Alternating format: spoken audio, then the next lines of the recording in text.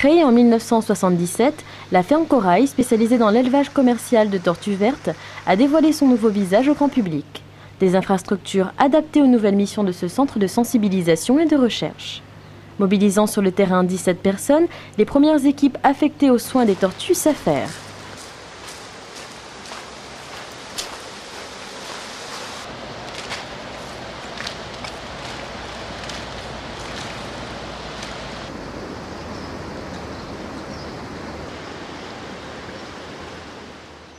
Un planning de nourrissage régule la répartition des 5 rations à minima distribuées par jour au centre. Composé de feuilles, poissons, calamars et croquettes, l'attribution des repas s'effectue en fonction des régimes alimentaires de chacune des pensionnaires et tient également compte de leur état de santé.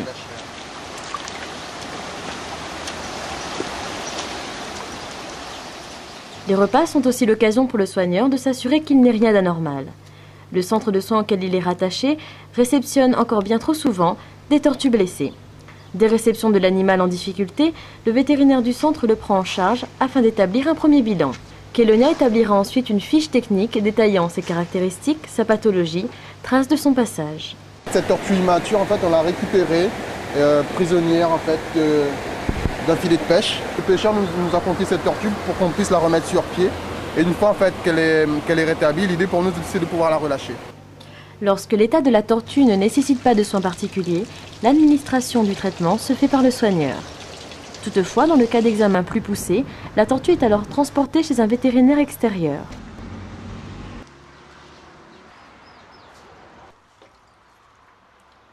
C'est le cas de cette tortue. Incapable de se nourrir depuis une dizaine de jours, le soigneur espère pouvoir, par la radiographie, en identifier la cause. Les traitements prodigués au centre arrivant au terme de leurs possibilités. Pour autant, il reste beaucoup à faire avant l'ouverture du parc. Prochaines étapes, l'entretien des infrastructures et petites toilettes pour ces messieurs-dames. La procédure à suivre est rigoureuse, d'autant plus que le temps est compté.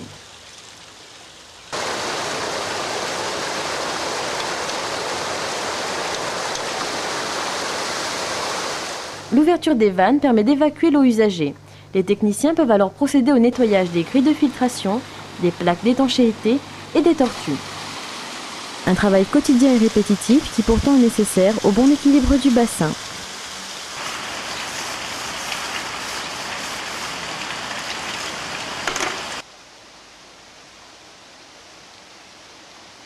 Une attention particulière est portée aux tortues. Au programme, toilettes personnalisées pour le plus grand bonheur de ces dernières. Chaque équipe est affectée à une tâche précise et rien n'est laissé au hasard.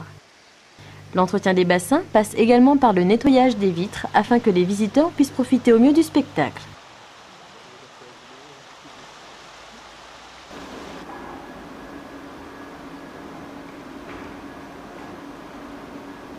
Loin d'être une contrainte, c'est un pur moment de complicité partagée entre le personnel et ses pensionnaires.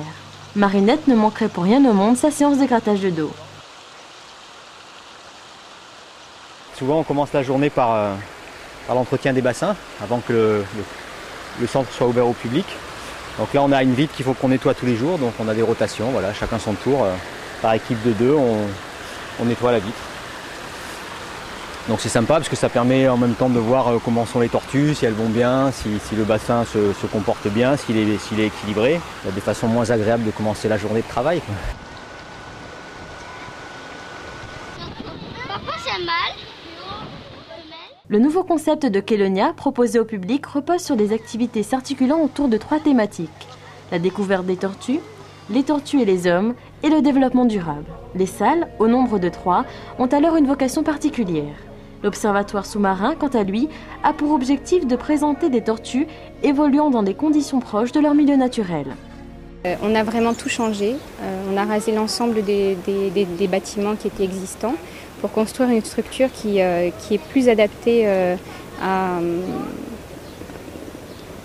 ce qu'on est aujourd'hui, un centre de recherche et aussi de valorisation du patrimoine auquel appartiennent les tortues marines que nous avons au sein de notre centre. On y retrouve également des tortues terrestres, illustrant ainsi la diversité de cette espèce et de ses habitats. Une diversité en accord avec la reconversion de Kelonia. de nouvelles missions expliquées par son directeur. Premier objectif de Kélonia en termes de conservation, c'est de réhabiliter les plages de la Réunion pour favoriser le renouvellement naturel des populations. L'objectif est que les plages qui ne sont plus compatibles avec la ponte des tortues le redeviennent, ou au moins certaines d'entre elles le redeviennent, pour que les tortues viennent naturellement pondre sur ces plages et que le renouvellement des populations se fasse avec un minimum d'intervention humaine. Alors effectivement, les tortues qui sont présentées en bassin sur Kélonia, c'est des tortues qui proviennent de l'ancien élevage de la ferme Corail.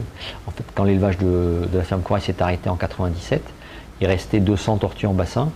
L'objectif sur Kélonia, c'est d'en présenter 60.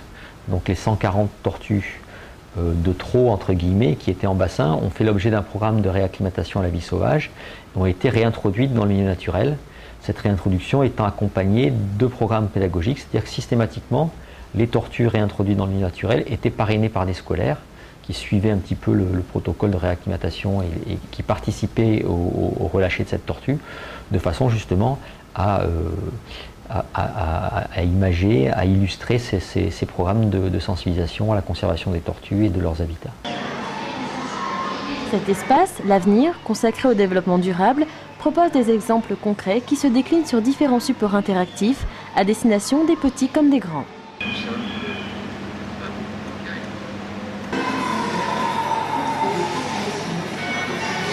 Tiens, je t'en fais cadeau. Merci monsieur, c'est vraiment très gentil. 4 jours par semaine, les artisans écaillistes tiennent tour à tour un atelier dédié à la tortue au sein de la salle La Confrontation. Je fais partie des 5 derniers artisans écaillistes de l'île de la Réunion, dont on a tous une autorisation par arrêté préfectoral de travailler la matière d'avant Convention de Washington, c'est-à-dire d'avant 1984.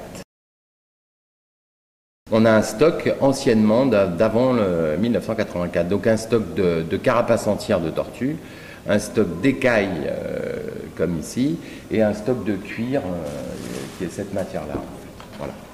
On a tout ce stock qui est répertorié, tout a été pesé, les carapaces ont été comptées, elles sont numérotées. On est tenu d'avoir un registre de police où on pèse toutes nos pièces et tout rentre dans ce registre. Chaque fin d'année, on donne aux douanes l'état des stocks en carapace, en cuir et en poids d'écaille. Il n'y a pas une seule personne qui sait que c'est autorisé, enfin que nous avons un stock autorisé, et il y a plein de personnes qui ne savent pas comment est travaillée l'écaille de tortue, qui est une matière très spéciale. C'est une matière qui ne peut pas être usinée, tout est fait à la main. Une fois qu'on a fait cette étape, au traceur. Arrive à ce stade, une scie qui permet de faire toutes les formes qu'on veut par sa finesse. Une fois que le stock sera fini, c'est la fin des écaillistes avec encore la disparition d'un ancien métier. Faute de matière, le métier va disparaître.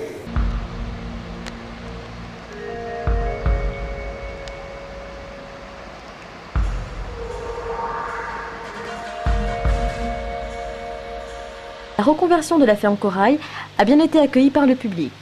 Les points forts soulignés par les visiteurs, l'architecture, les différents points d'observation et l'aspect ludique de la présentation du circuit de découverte. Depuis l'inauguration du 17 août 2006, plus de 30 000 personnes ont fait le déplacement sur le site.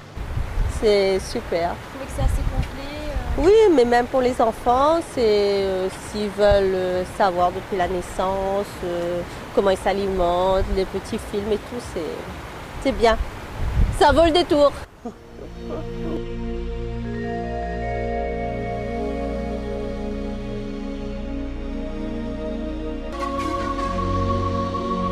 Moi j'ai vu une tortue avec la tête, elle était jaune.